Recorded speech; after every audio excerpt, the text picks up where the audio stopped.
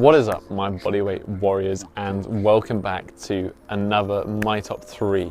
We're back in Loughborough, staying warm in the new Ardor hoodie. But today's video I think will be useful to a lot of you, and we're going to be looking at my top 3 tips for skills strength training. As always guys, if you have a suggestion for the next My Top 3, leave a comment in the comment section down below, and the most top rated or most commonly commented comment will be selected for the next My Top 3. Firstly, let's explain what I mean by skills training. This will be looking at movements or static positions which are a little bit more neurologically complex or require a large amount of strength to hold. This would be moves like the handstand, the planche, the front lever, the iron cross, and even tumbling, back flips, front flips, etc. All of these movements require quite a lot of neural complexity, a lot of practicing to get right, compared to something like push-ups or dips or pull-ups, which are relatively straightforward. Today's video aims to provide some tips that should be useful for a variety of skills, and you can apply to your own training to help you progress better.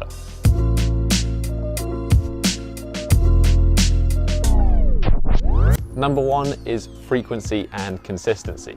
If you take anything away from today's video, please let it be this tip. Skills training absolutely loves frequency. Pretty obvious, the more you practice a skill, the better you'll get at that skill. This is why a lot of bodyweight programs will go for more of a full body upper lower split compared to those bodybuilding programs which are individual body part splits.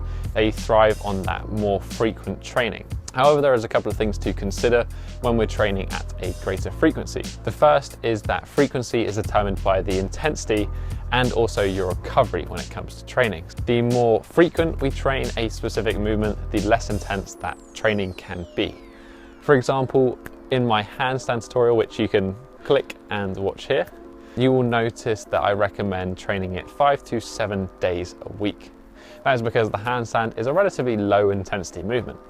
If we took that same approach of 5 to 7 days a week and applied it to something like the planche at a relatively high intensity, so say, I don't know, 5 sets of a 6-second near max effort hold, it just wouldn't work. We wouldn't make progress, and we probably just end up breaking our shoulders instead. So we need to definitely balance those two out. So let's put a couple of metrics that you can take away from this video. First of all, I'd recommend checking out Stephen Lowe's adapted Prilepin charts. He's the author of Overcoming Gravity, and he created these charts based off Prilepin's original volume and intensity charts that is adapted for bodyweight training. So it's going to include isometrics and eccentrics. I would recommend sticking to the ratio of intensity and volume that he describes in those charts, and simply applying that to an individual skill and doing it on a 2 to 4 times a week basis. So this looks something like 4 to 5 sets of like an 8-second isometric, for example, of the planche done 2 to 4 times a week.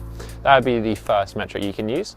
The second would be using something like a grease the groove principle. So this is when we take that frequency and intensity and we take that intensity way down and we up the frequency load. So we'd be doing something like 4 to 6 sets, 4 to 6 days a week.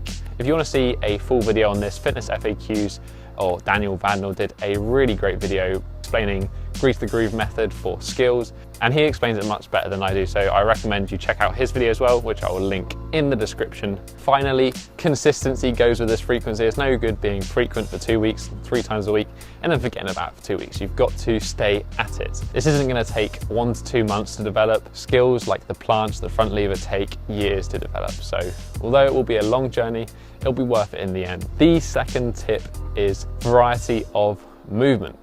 So yes, I know I said before that just doing the movement will get you better at doing the movement, which kind of makes sense. However, for the sake of reducing the risk of an overuse injury and breaking through plateaus, variety can be very useful. I personally made this mistake in my training and given myself small nagging injuries here and there simply from doing the same thing over and over again. So the first recommendation that I would make is straight arm to bent arm ratios. This is going to apply specifically to moves like the planche and the front lever. I'd recommend having a 2 to 1 ratio of straight arm to bent arm.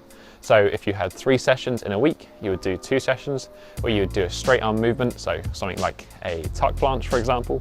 And then one day you would do a bent arm variation. So this would be something like a pseudo planche push-up. And I find this just helps to keep the elbows and the shoulders and just generally the movement balanced. The second would be going on from the addition of bent arm work, would be adding some more dynamic elements into isometric movements like the planche, the front lever, the iron cross, because we tend to just train them in this static. I'm going to hold an isometric for time and repeat. Often doing movements like eccentrics or concentrics of an easier progression actually help you break through plateaus, as you can overload the muscle and also introduce it to a full range of motion. Just for an example, something like lowering from handstand into a planche position and using a slightly harder variation, or simply going from an L-sit and pressing up into handstand through that planche position. These would both be an eccentric and a concentric variation of just a simple static hold. The final recommendation would be, don't mix this up every single session.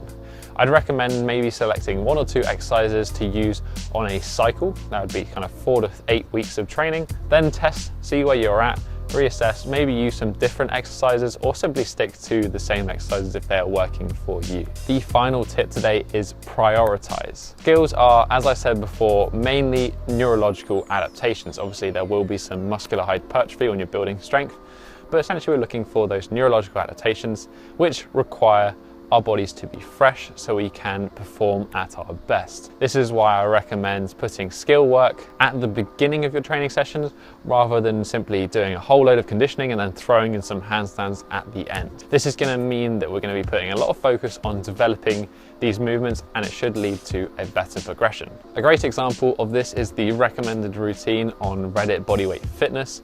In here, it details exactly how I would recommend laying out a program, even if you're a beginner, intermediate or advanced. You have the skill work at the beginning, you then have your main strength work, and then you have any additional mobility, etc. at the end. But that is kind of it for today, guys. If you take these 3 tips, that frequency and consistency, a little variety, and a little bit of prioritization, you will have some awesome progress in your skills, I guarantee. As always, guys, if you enjoyed today's video or if you have any additional things you want to add, join the conversation in the comment section down below. If you just enjoyed this video, hit that thumbs up button and support the channel. If you have a friend who you think would benefit from hearing some of this information, then please share this video with them. But that is kind of it for today, guys. Have a strong week and